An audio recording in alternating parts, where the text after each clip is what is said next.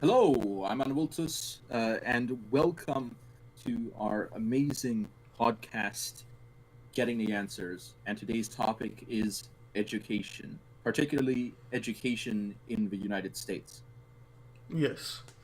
I think we have both agreed. We talked about education on other podcasts, not so much as a main topic, but we kind of started talking about it off of other topics we had. And from what I know about what you've said about it, I think we both agree that it definitely needs some sort of fixing to become a better system. Yes, I think that that's something that not just us agree with, but that most people agree with. I doubt that there's very many people that think that everything is perfect exactly the way it is, as is the case in many political circles. There frequently will always be some form of criticism, either maybe a small criticism on how things could be improved, or perhaps a larger criticism calling for an entire reformation of the system. Right, yes, for sure. There's definitely degrees of how people think it should get fixed.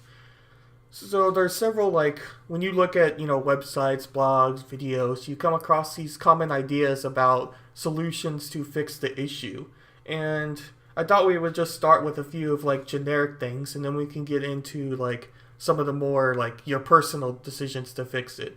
So one of the things that comes Okay. that you keep seeing, right, is the amount of money the United States spends per student. So there's only two other countries that beat us on that figure, and the rest spend a whole lot less. And then you look at Finland and Korea, which are like the top two, uh, have been the top two for a I assume while. that means South Korea. Yes, South Korea, yes. And their amount they spend per student is almost like a third of the amount of the United States. So a lot of people are wondering just why that is, and they think that that is like the first fix the United States needs to do on where that money should be going. Because we have the money, there's like, okay, there's two sides. One side says let's keep the amount of money we have and just spend it wiser and make the system better. Then there's the other side where it's like, no, we're spending too much. We can spend this amount on other resources like teacher salary or to improve teacher morale or whatever the case is. You can start anywhere on that because I know I went on for a Yes, little and bit. yeah, I understand that the U.S. does spend a considerable amount of money on education, not simply on the federal level, but on the more local level, because I think a lot of funding for education is not centralized because the way the U.S. education system works, uh, guidelines are largely set by the states, but also have federal regulation on top of that that also provides additional funding on top of what the states do. And frequently, the funding is organized locally through means such as property tax. I think that's something that's commonly used in various areas to provide funding for the education system. Right, right. So, in that sense, we are correct in that we have a lot of money that is being used for the system. And when I say correct, I don't mean that it's necessarily a good thing. What I mean is that it is true that this is happening, and that there are very few countries that spend more on education than the United States. However, what people contrast this to statistically is the performance that we see in contrast to the amount of money that is being put into the education system. Because, for example, South Korea, uh, even though they spend a lot of money, you have a situation where students spend a lot of time of their day in school, a lot more than American students typically do. Uh, so, in that sense, it's justified that they spend more in the sense that they spend a lot more time operating in educational institutions. I know this because I had a friend that had gone to school in South Korea at some point, and so they spend a lot more time in school. And we also see that South Korea but also some other East Asian countries have a very good output uh, based on some qualities of their students. And a similar thing can be said to a number of European countries, some of which spend typically a lot less per student on education. And that's where the question comes in, because we know the US is spending a lot of money on education. Mm-hmm. And we could say theoretically that they're spending enough money and that it should be distributed in a different way and that it's being managed inefficiently. However, there's other issues involved in this. For example, the question of how much can you translate money into positive outcomes on the education side of things? Because theoretically speaking, perhaps the philosophy involving education is wrong, and that might lead to bad outcomes. And if you have a bad philosophy of education, then the outcomes will not improve if you throw more money at a bad system. And likewise, we know that the US is a more developed country than a lot of other countries. The US has a high standard of living, and therefore, for the same amount of education, it could make sense that it might proportionally cost more because of the type of country that the US is. So there's a lot of external factors that impact this. Right, for sure. There's not really a one-step solution to solve the problem of education. I don't think. I just thought there was one key thing as well when you were mentioning about time in school, which is another common theme you see on a lot of sites are suggestions to fix the system. And Finland also has a lot less time per school hours, and they also structure their classes a little bit different than the United States does. They spend a lot more time in like group activities and fun activities more than like the United States schools where they're like in the classroom and they watch a lecture. So it's a lot more like hands-on in Finland's type of system. A lot of people I've read compared it to like Montessori schools that some U.S. schools have. I'm not sure. It's more like preschool students. There's not really a Montessori high school that I know of, which is that sort of like trying to make things a lot more like hands-on for school. But the big thing you kept seeing was just Yes, time. and it is true that some students do learn better in those circumstances, Hmm. and other students might perform more poorly in those circumstances. So that's another important question. The question is, how much can we standardize? And perhaps we should think about having a multiplicity of options in order to fit the different standards that students have. Now, the problem with that is that would, of course, mean an increased amount of funding because you'd need more special classrooms.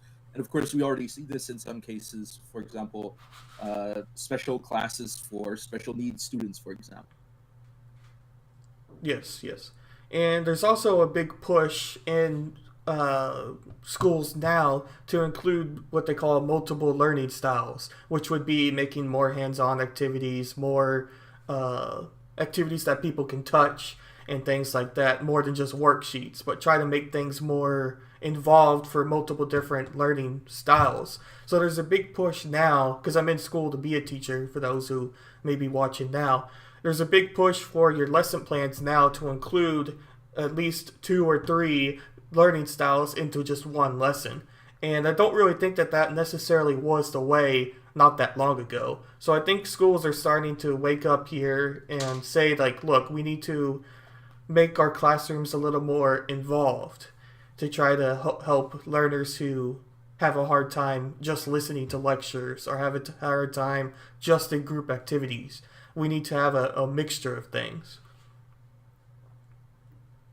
Yes, and So, I do believe that we are seeing an increase in specialization on things like that. Sort of how a couple hundred years ago in the U.S., especially out west, a primary method of schooling was to have a single schoolroom with all of the students from all the different levels in it. And the disadvantage to that is that it's harder for teachers to address the particular needs of certain age groups. They have to divide their time in a different way. Now, of course, the advantage would be that students with each other in different age groups can, in some ways, help develop each other as well, which is something that we don't see on an age segregated schooling system. Although the real question is, would that advantage be significant enough to warrant uh, changing the system, or is the advantage of having more specialized teaching to the students a greater advantage than that? And I think historically, most people have decided that age segregation is indeed a greater advantage in that. Right, right. I would think that that would be the case for sure, and it kind of hints on another thing you start to see, especially when you start talking about big classroom sizes. Now, a hard thing I have for myself when reading this point, which is student to teacher ratio, meaning the amount of students per each teacher, is usually pretty high in the United States for high schools, especially, and for like third and fourth grade. So in those two like classroom settings, there tend to be higher class ratio or higher student ratio than teacher. But a big issue I have with this is when you look at the populations of the United States and how many are student aged, there's a lot more than trying to compare to other countries. So basically what I'm trying to say here is I think that student to teacher ratio is a very important thing because in my experience, the more interaction you have with the teacher and the more interaction you have in like a smaller environment usually means better results, for me at least. And maybe not for everybody else, but or most people or whatever. But long story short, I don't know if in the United States school system if we can really fix the student to teacher ratio without having to build more schools and have more teachers and kind of get in this constant loop of trying to fix something that's never going to happen because you're always trying to catch up. Yes, I agree that there certainly is a positive correlation uh, with the amount of time that a teacher spends with a particular student, hoping that particular student improve. There is certainly does seem to be a positive correlation there. But the real question is not simply how can we optimize education, because the the logical outcome of this is that every student should have a personal tutor that teaches them everything. Now, that only would work in the upper class, of course. So the question then becomes, what is the balance between uh, how much we want to spend economically uh, on teaching students and how much we want to save money? So the real question might not simply be how do we get the children the best education possible. The real question might be how good of an education do we want to pay for? Right, right. Yeah, I think that's a very true explanation. It all most of the time it all comes down to how much money you have to fix something or provide a better resources or whatever it might be. Like I remember, I believe this was in Florida. I could be mistaken on the state, but there was a big push to try to solve the solution of the student to teacher ratio, and they passed a law basically that stated that there only could be, I think it was like 25 students per each teacher when they were in like the 30s, and basically just told the schools to do it. And the schools had a hard time meeting that solution because they had to build classrooms, they had to get more teachers, and there was just a lot of money going into this solution without really a thought about how it was going to be done. So it ended up failing because they couldn't really meet the goals, and it just costed too much. So I think like there's a lot of people Yes. who value this ratio, which I think is very important, but it's very hard to come up with making the ratio better without being like smart in how it's done. Yeah.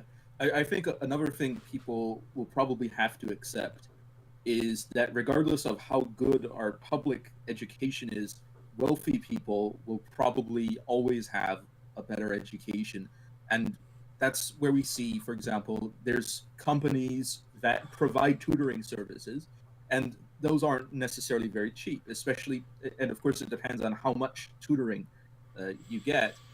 But if people have more money and they want to see their children more educated, then they're probably going to spend that money on seeing their children more educated, rather than and they would prefer that because it's their own children over investing more for a much smaller educational gain in the public education system. Right, but that's right. Especially that's a very good point actually, because one of the ways that they tried to, in this Florida example, improve the classrooms was, I believe, anyway, was increase taxes, and that's what one of the biggest reasons why it failed. Because, like you were basically just saying, the everyday person isn't exactly having this extra money to spend on trying to make the system better, because they could spend it on something else. Now you could argue if that's a worse decision, like, okay, let's put it this way. There would be an interesting poll to be done, I think, and maybe it does exist, to ask people, like, if they could have to spend their taxes on, like, one thing, what would it be? I wonder how many people would want to spend that on education and trying to fix that solution if their taxes only went to, like, one thing and you could choose where they went. I think that would be a very Yeah, because interesting. No, go on. hypothetically speaking, if you were a wealthy person that had a school age child, would you rather spend $10,000 a year on the education specifically of your own child, or would you spend $10,000 a year spread between maybe 300 children in the school district? And for someone who's particularly concerned for their own child, they would probably spend the money on educating their own child. Now, of course, the objection would be that this is an unfair advantage that rich people have. But ultimately, the people that fund politicians are these rich people. So they do have an advantage in that sense, and I don't think that's something that is going to go away. That we're never going to have a system where most people will be happy spending a lot of money into education, because there's a lot of people that don't have children that still pay taxes related to something that they might not consider themselves as benefiting from. And there are some people who do consider it to be a benefit to the community, and there's some people that don't. So, in that sense, we have a situation where balancing the cost of education with people's expectations of education is actually very important. And I think this also comes to a core issue of what public education is, with being access to everybody to have this education. Hence the No Child Left Behind Act and other acts, and just the how the public views public education. Because you could argue in the past that public education wasn't for everybody, but we're talking about public education now. And public education now is for everybody, and that's kind of the goal of what public education is. And when you start talking about communities that don't have money to have resources for tutoring, or resources for homeschooling or anything like that, you start having so many different types of people in a public school, and the way public school works is that's just how it works. It's a schooling system for those who can't necessarily go anywhere else, even if they wanted to. And the reason I say that is right now there's a big push for homeschooling, and people that view homeschooling as being a potential option for a lot of students. And homeschooling is can only work if you have either money or if you have time. And sometimes you have to have both for homeschooling to work. If you have money, then you can do homeschooling because you can hire, drivers or whatever to get the child to the other person's house or to the community college where the homeschooling is. Because a lot of these homeschooling programs are done at a community college or at a library where they all go to one area. Now, if you don't have the money, then you have to have time because you're going to have to be the one that's driving them. And yes, that actually does cost money because gas money, blah, blah, blah. So, I mean, both things kind of overlap with each other a little bit. But it's very hard to fix something like public education for people that don't have the resources to go out of it. Yes, and I think another important thing to mention about homeschooling and private schooling, which isn't the same but is uh, preferred for similar reasons in many cases, is because it is the reason why people do it. Now, obviously, in some cases, it's to get access to a better education system because there's private schools that have good reputations, or in a homeschooling setting, you might have the idea that the teacher might individually have a better way of teaching the students than maybe in a more generalized school setting. But another reason is because the way children are educated does influence the values of children and also influences their political views. It influences their worldview in many different ways. And especially among religious communities, there is a strong push to educate children in a way that very frequently is different from the way that the public schooling systems do. Now, in some cases, those ways are more aligned. In some cases, they're more distant to each other.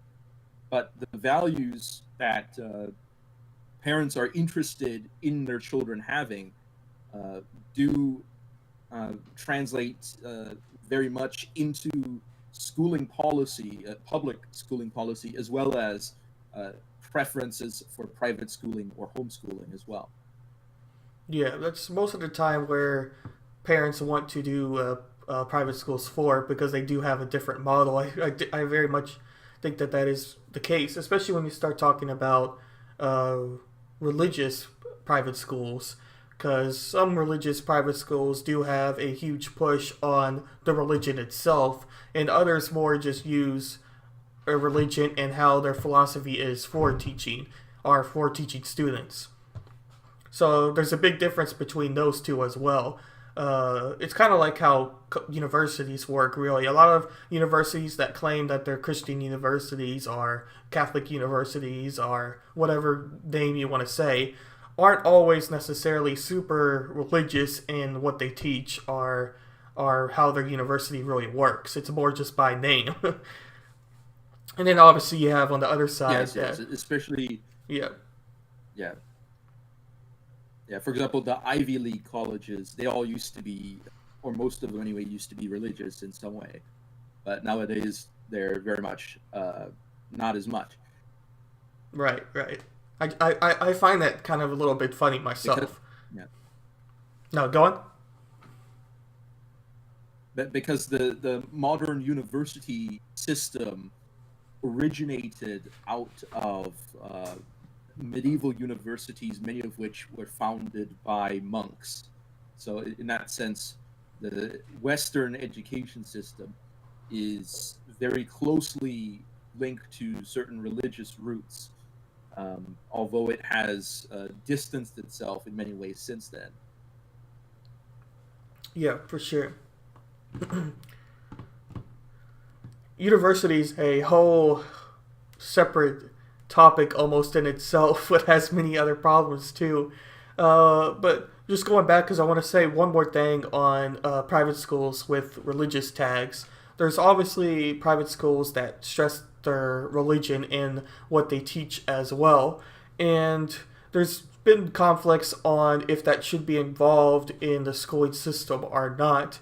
And ultimately, I just think it comes down to, like you were saying just a bit ago, on how their teaching philosophy works per their students. Because most of these universities that stress religion in their actual teachings, like you have to take a religious class, are very structured in the way they want to teach you with their curriculum, which is usually much different than a generic public school.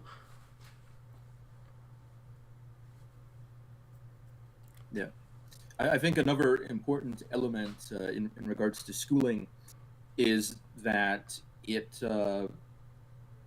one of the major pushes for large scale public schooling. Now, public schooling as an idea has been around the United States for a long time. For example, you have the old Deluder Satan Act in the colonies, where there was a push for education, etc. But what really took off education wise is during industrialization, where a lot of people started working in factories. And unlike being farmers, where as a farmer, your children would help you on the farm, if you're working in a factory, it doesn't work that way anymore. So, in that case, many children needed a place to go. And so the schooling system was developed in large part, partially as a type of daycare in a way, but also as a way to train people Mm-hmm. to become workers in the new economy. Uh, that is to say, to train people to become effective factory workers in some ways. So, a lot of the way that education is structured is based on that idea. And some people think that we need to update the philosophy of how we educate people to move beyond the period of industrialization and move into the needs that our society currently has, and also perhaps to turn school into less of a daycare, as it is in many cases for a lot of parents. They treat it like that. They don't treat it as something that is their responsibility as parents, that they're putting children into school to get educated. They treat it more as a place to put kids while they go to work. And I think that that's also an attitude problem. Right. Yeah. Yeah. That was. Yeah, I believe that was made by Hughes, with the factory line example. Uh, I think the only way to fix education, in my opinion, is going to have to be a radical change, and doesn't necessarily have to be like, tear down every school and rebuild the school. It's not like that sort of radical. But I think that we almost need to flip the way our education model is upside down, or at least have a very close look. Because I don't think that it's really working for today's type of students. And the main reason I think it's not working is because of the way it's structured through the Common Core of classes. So you have to take, your maths, you have to take your English, you have to take your science, you have to take your history, you have to take your arts, and then when you get into higher level schools, you have to take, your governments or your PE. PE is not necessarily higher level, but I'm just trying to think of all the classes. And usually it's determined by Yeah, your yeah, by your yeah. state. Civics courses, things like that. Right, right. Yes, exactly. Usually it's determined by your state, like how many hours you have to take per the subject areas, right? So, one of the biggest things that I see when looking at this is, either if you want to keep the Common Core curriculum, then you have to change the way you're teaching it. And that's kind of what we were talking about a little earlier, with maybe having, less school hours, more hands-on activities, outdoor learning. And some examples is just stuff you start to see when you look at some of the things that Finland and South Korea and schools in Europe are usually doing that is working, or it seems to work. Or you have to completely change the Common Core. Now, I was interested to know your opinion on this, but do you think, okay, let's put it this way. Common Core has its good reasons because you still need to have your knowledge in English and have your knowledge in science and have your knowledge in math. I think that that's very important. But do you think that that knowledge is necessary, say, in high school, where maybe some people start to know that they're not good at math, so maybe they should focus on something else? So, what's your whole thoughts on the Common Core? Okay, my thoughts on Common Core is that I understand that Common Core is, although it's national standards, it's accepted or rejected on a state level. So in that Mm-hmm. sense, there is a decentralized element to it. But my thoughts are that you don't need to have a national standard to understand what students should focus on in learning. In that sense, it should be obvious to teachers in the community what their students should be learning. It shouldn't be something that you have to go all the way up to the top level of a society to ask the question. Um, because in my view, these things should be obvious. Now, of course, they're not always obvious to every person, but obviously, literacy is something that is important for people to learn because not only of the way people pay taxes in this country requires literacy in order to be competent in the tax system.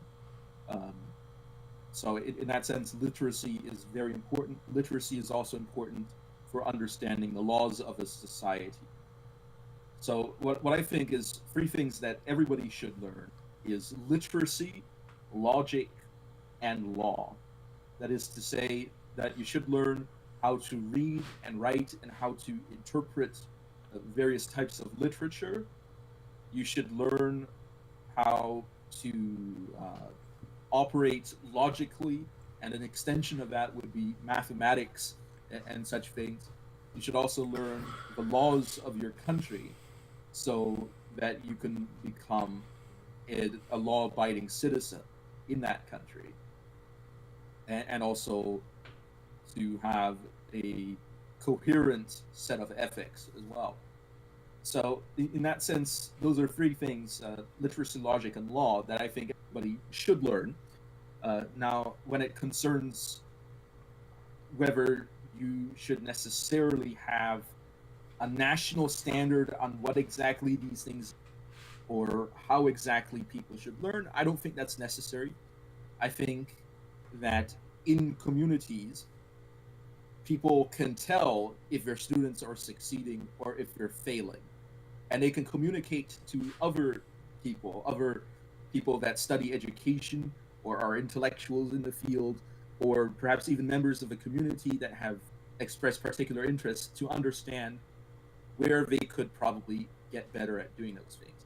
Because my view is that education is not only something that prepares students for the future, but also can be competitive. And through competition, in, of having different types of education, different ways to educate people, we can improve the ways in which we educate people through a type of experimentation. Now, the United States' education system is largely based on the ideas of John Dewey, who was an important part of the progressive education movement. He was active in the late 19th century to mid 20th century.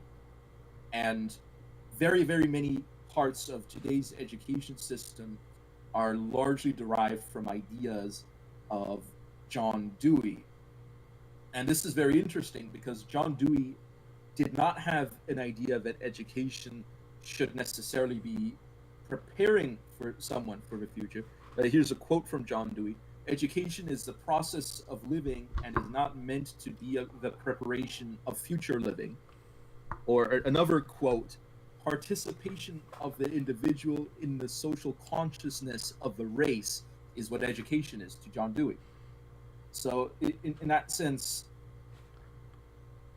let me give you another quote: "Education fails because it neglects this fundamental principle of the school as a form of community life. It conceives the school as a place where certain information is to be given, where certain lessons are to be learned, and where certain habits are to be formed." So John Dewey had this idea that education was something that could unite the country, and that was a form of community rather than a preparation for particular future action. So education is a lifestyle rather than training method. And I think that as a philosophy of education can cause people to lose focus, especially if you consider what is the expectation that parents have of education. The expectation parents have is not that the school is a community life that unites the nation. It's that it's to prepare their students, the children of these parents, for future success. Right, right. Yeah. There's a yeah, I definitely think that that is one of the major flaws. For starting to talk at the beginning of what you were saying there, there is, I see a general push in a lot of high schools now to start to include more hands-on activities that are like part of the core curriculum but are more creative. So like for example, mechanic school or carpentry school, or even I've seen like clay at my local high school back home. And I know the local high school here, where I am now, has a mechanic school as well to expand. And I believe they can choose that instead of a another class. But probably they still have to do math and whatnot. So I definitely see that. I think there's a push to try to make things, or to try to at least change the core curriculum to something a little bit more hands-on, and maybe keep people's interest that way.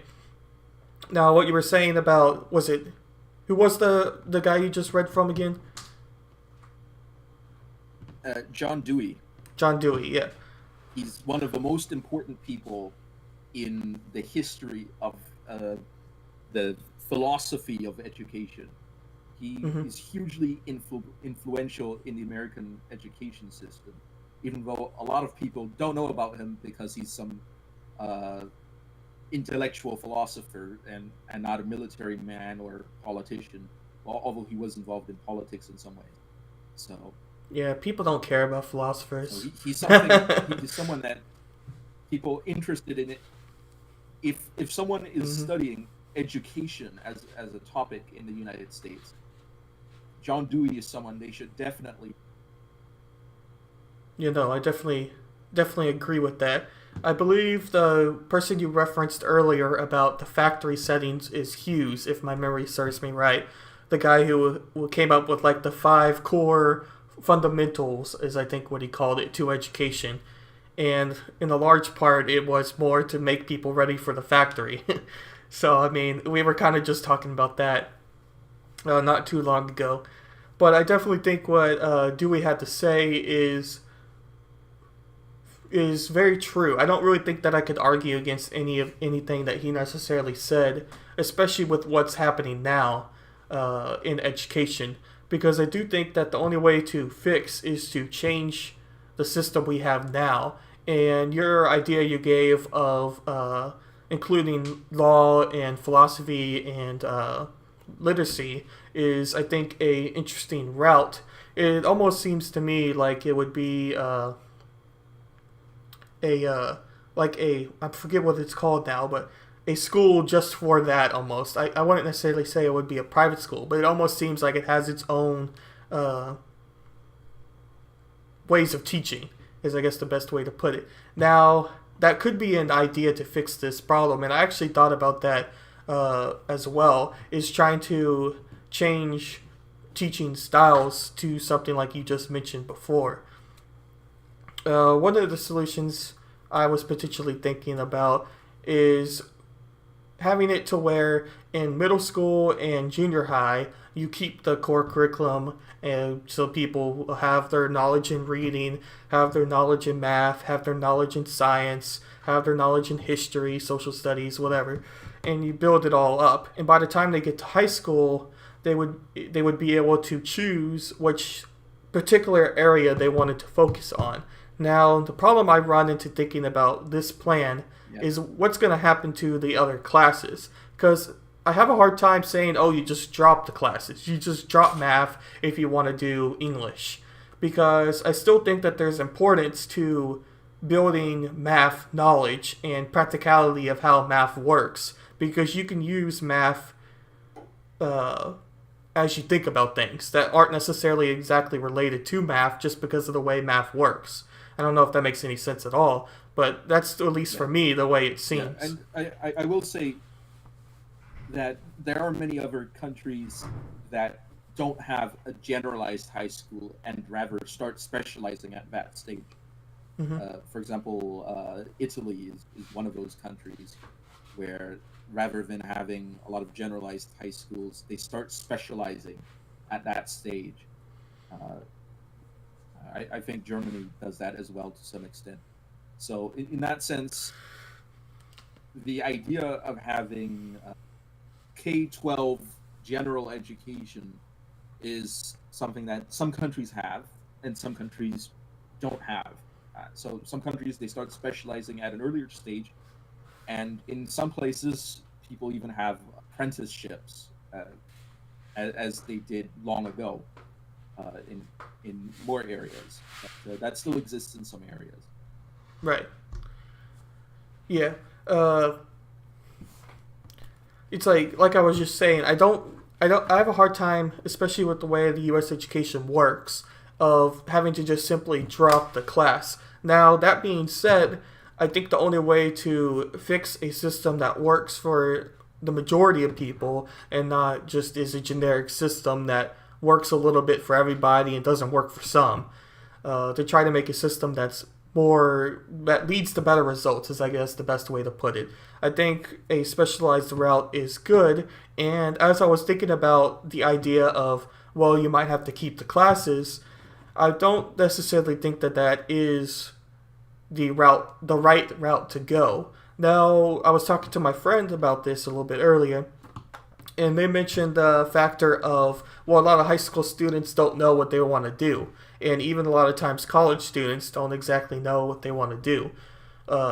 So if that's the problem, well, what happens if they want to switch to, engineer when they were originally doing biology to be a botanist or whatever? Or that may be chemistry, but anyway, it doesn't matter.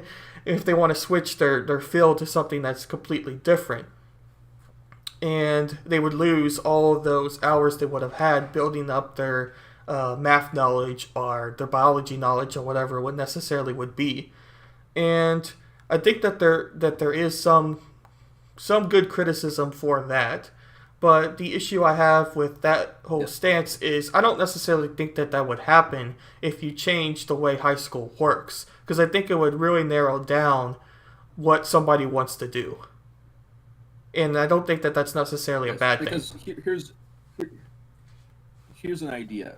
Because people end up doing this at some point.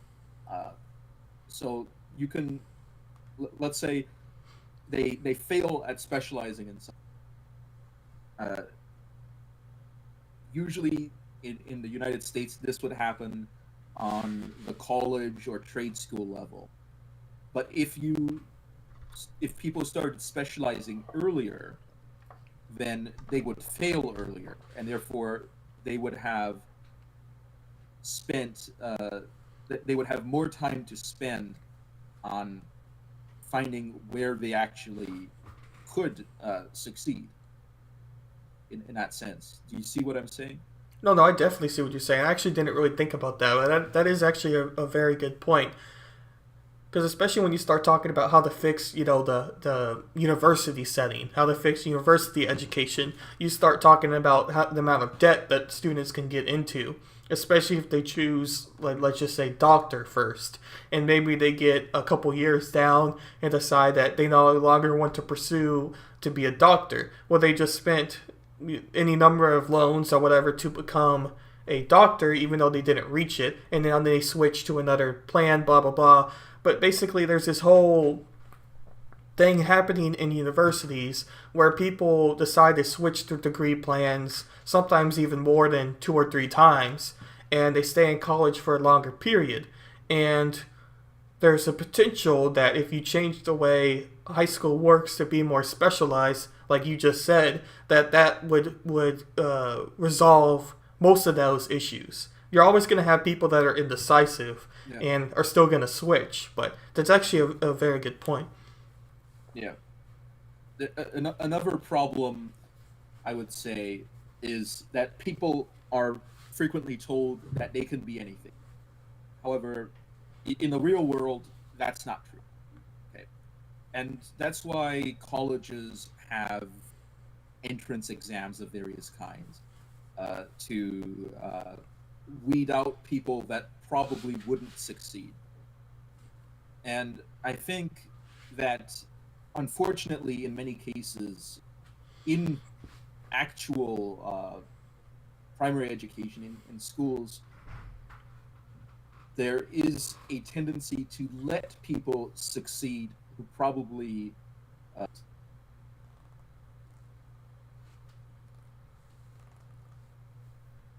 say in certain inner city neighborhoods where there's poor educational performance, there might be a situation where students are being passed that probably shouldn't be given a pass. And then once they pass all the way and they reach the final level, they get confused why they can't make it into a higher educational institution, or why they can't succeed somewhere else, because they've been given a free pass all along. They haven't been faced with the serious prospect of failure. And so once they get to that level, since they haven't been allowed to fail, they end up in a situation where they fail, and that's not only bad for them in the sense that they failed, but it's also bad psychologically and bad in the sense that they haven't learned the lessons that they should have learned earlier in their education that would lead them to understand how to succeed and how to try harder when they fail. So in that sense, I think that a lot of schools are going too easy on students in a number of different ways. And I think some people were criticizing Common Core as having some elements of this in some areas, although Common Core has changed over the years, so I don't know exactly where that would be in the Common Core elements there. But it is a serious problem outside of Common Core that there are children who do very badly, who have extremely poor attendance at school, who don't pass tests, who don't do their homework, and they're getting passed. Yeah, that's a very core problem for sure. It also briefly brought me to another thing that just came in my mind when you were talking there, and that is the concept of standardized tests, which I think also can lead to a lot of what you were just saying as well. Because teachers oftentimes have to really focus on standardized tests, especially if they're at a state that provides their own test and really focuses on results of the test to determine how the education is, such as Texas. There's a huge emphasis on standardized test scores per classroom. So a lot of times you have teachers that are only really focusing on these tests. And these tests only ask limited questions to understand, let's just say it's math, limited questions to understand math for that grade level. So if the teacher is only focusing on this test and nothing really else, then you're only teaching students in this one specific area of math knowledge, and you're not really teaching them anything outside of that. And that can lead to basically what you were saying as well, because you're just so much stress to pass students who aren't necessarily even good students, just so you have good scores and you keep the system going. And then once they get into the university, they get, shocked. Yes, there's a strong push in schools to focus on promoting students over perhaps having a more balanced approach to education. And we see that in Florida as well, where it is known that in various public schools, the teachers teach primarily so that their students will meet the requirements of various standardized tests that they have to pass in order to, let's say, get promoted to a higher grade or to be able to get into a particular college. And while I don't think there's anything wrong with studying for particular tests, I think that the way that students are taught based on the simple principle that they have to be promoted is detrimental to their education. Right. I definitely think that that is the case for sure. And you can even argue that that's a lot in a large case for universities and colleges with their SATs or ACT scores. A lot of colleges tend to look at those scores, which are they're pretty much standardized tests for all the students to get into a college with their certain SAT score. And I think colleges are, at least some colleges are going away from valuing those scores as much as they used to. But especially when you start talking about Ivy schools or schools that are generally regarded as higher education, they value those SAT or ACT scores extremely highly. So you kind of run into standardized tests being an issue through almost all levels of education for the United States.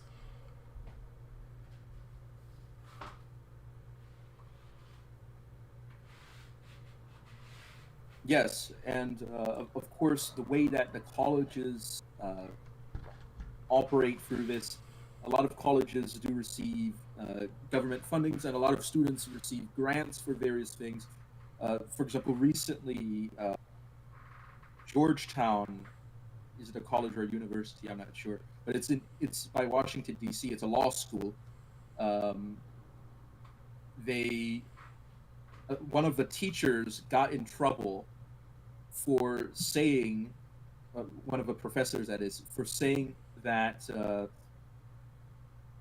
lot of uh, a lot of the students of color in the class were not succeeding, and this wasn't said in a mocking way. This wasn't said in a way that was meant to disparage the students of this professor. However, it was meant to address the, to express that there is an issue, that there is a problem here, and and the this professor got fired even despite having tenure and having been a professor for over a decade. And then the other professor, this professor was talking to, because this was a leaked Zoom call that came out, said, "Mm-hmm," and that's all he said. Yeah. And he was put on leave for not really saying anything substantial about. But the problem here is that there is an affirmative action that a lot of colleges practice. There's an affirmative action for loans, for student loans, or for grants that is based on race and rather than the performance of students.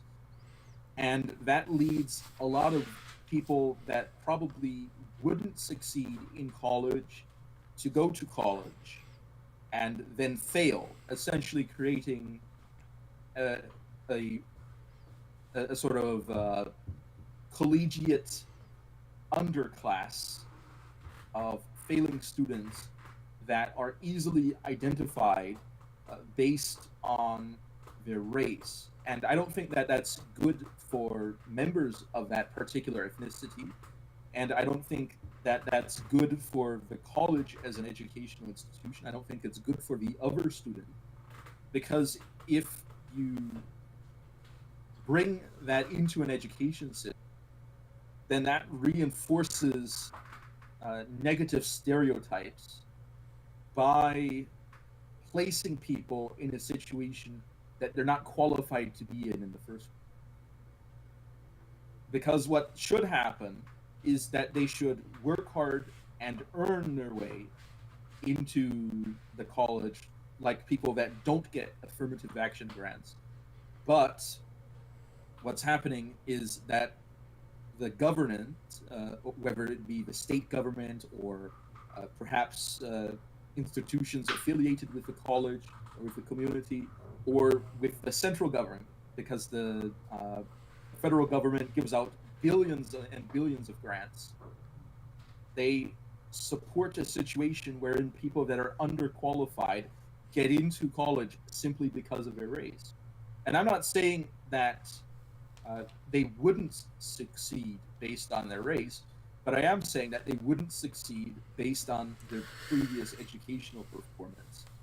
And the fact that they're getting in anyway is setting them up for failure. It's setting them up for wasting time and for wasting money on an education that they wouldn't succeed. And I think that that is a problem. And the fact that the media very frequently is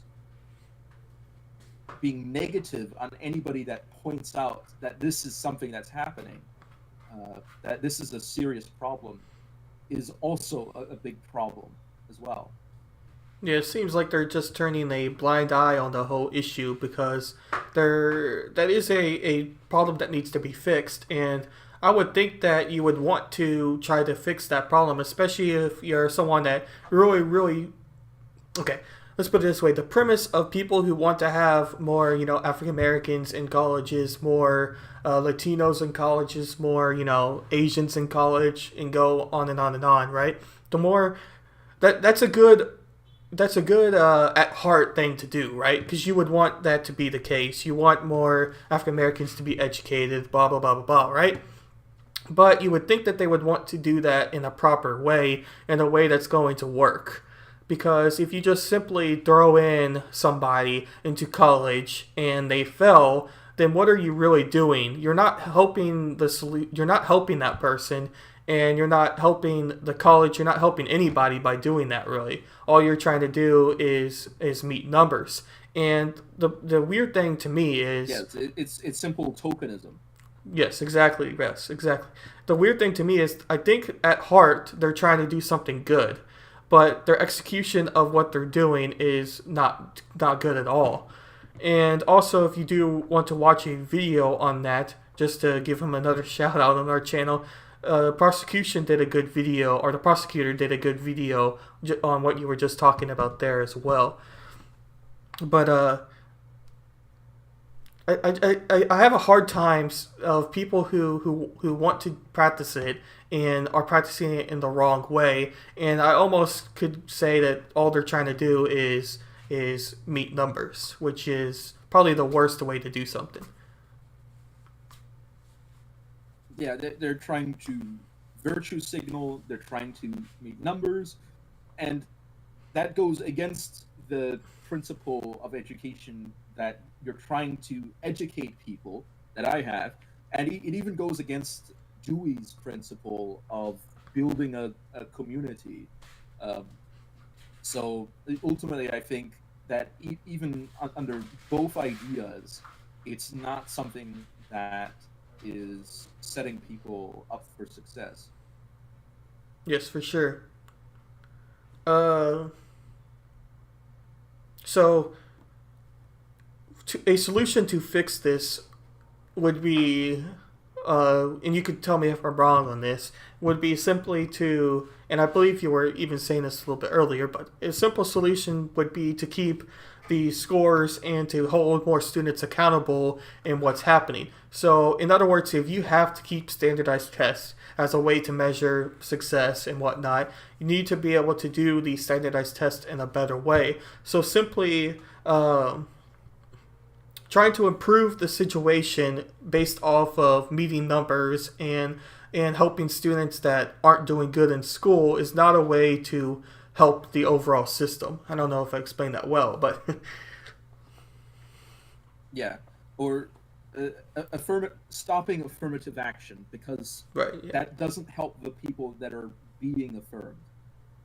Because you might argue that maybe there's a somewhere that is stopping them and stopping someone from getting in. But in today's America, that's a lot less likely than someone being simply kept out because of poor academic performance. So, in that sense, I don't think it's necessary to focus on race in this issue, because, on the other hand, it also creates situations like Elizabeth Warren, uh, where people will claim minority status for the simple advantage that they might gain from it, rather than from any genuine component. So it's in a way, emphasizes racial divides in the country, and it grows those by creating systems of privilege surrounding racial minorities. Right, right. Because it happens on all angles, like for teachers or professors, like you said, for Elizabeth Warren, and for students that are I believe it was Stanford or Harvard a couple years ago now, where a person claimed that they were African American but they were white, and basically, if I'm remembering this story right, submitted and got into the college on their black submission and not like their white submission, although it was the same thing. And they were basically just trying to prove a point that it was the same writing, same whatever, and they got in with being African American and not being white. So there was a different standard, and that was basically their whole point there. So like I said before, I think the concept isn't necessarily a horrible thing by any means, especially given America's history with civil rights and African Americans and blah blah blah. So I think the concept is good. The execution is not. So if you want to get rid of affirmative action and just simply hold every student accountable to the same standard, then I think higher education is going to get better. Even though it may I think it's just going to get better. If you hold everybody accountable to the same thing and don't have any shortcuts, you're just going to have a better system. Yeah, I think that would make sense, because lowering the bar for some people isn't going to allow them to, if we're making a sports analysis, let's say pole vaulting, if you lower the bar for pole vaulting into college for someone, that's not going to let them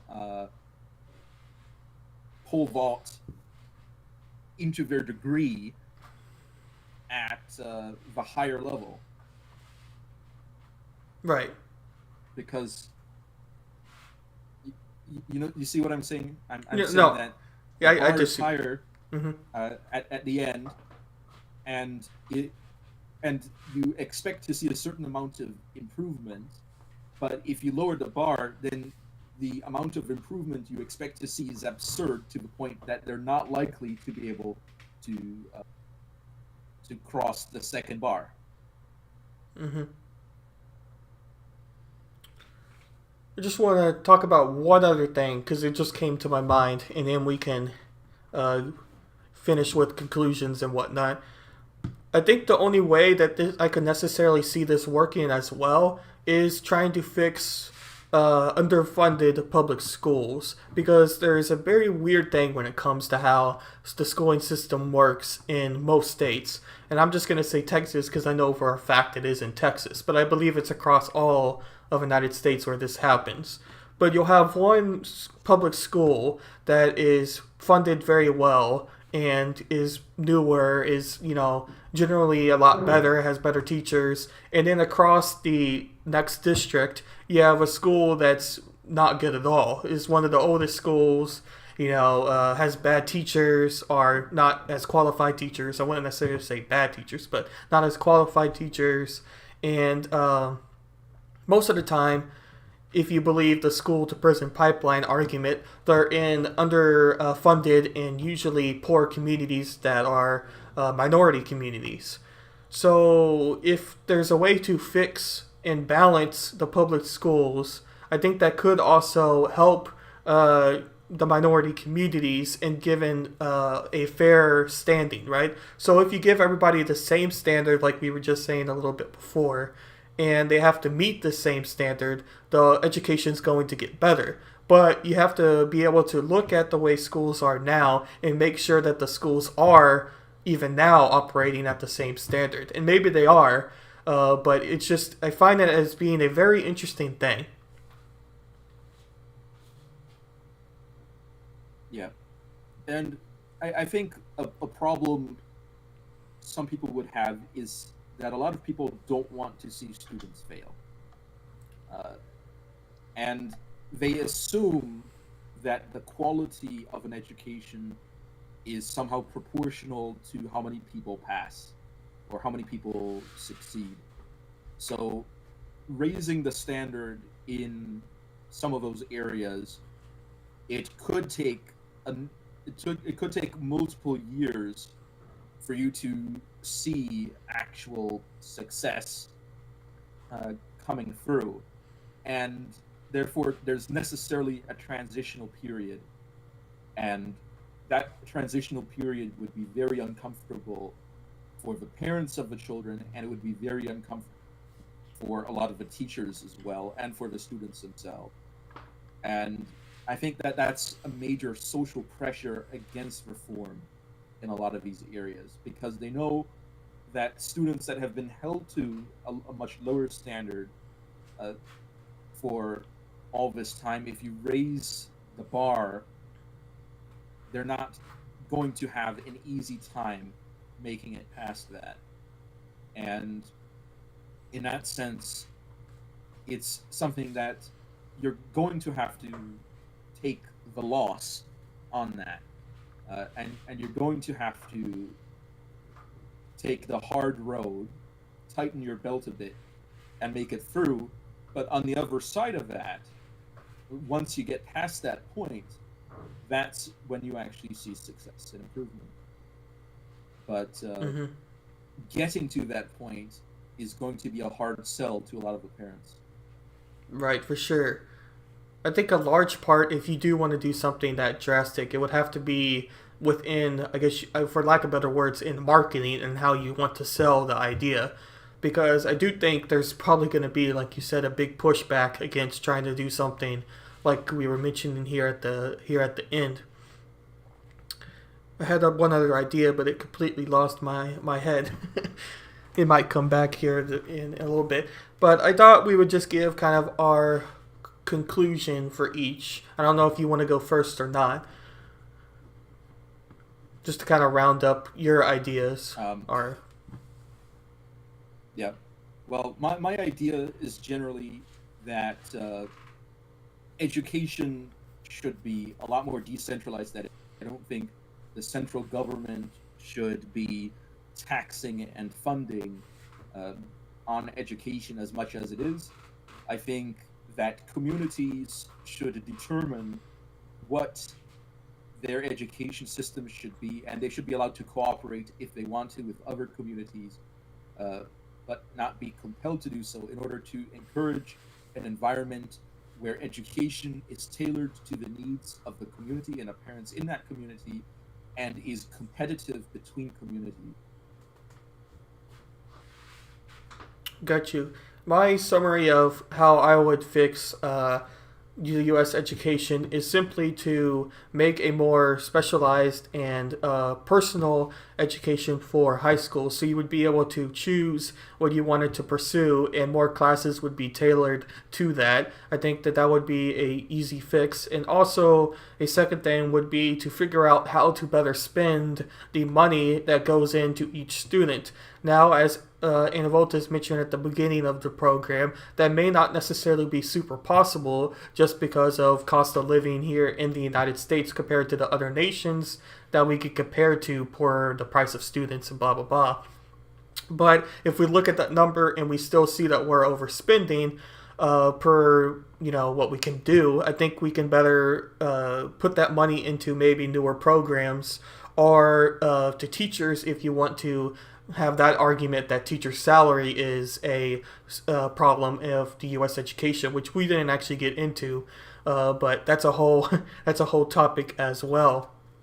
But I think that those working at those two things, I think, would better the system and could be something that can be done without necessarily having to completely destroy what we have, and could be a faster solution than some others that I have seen.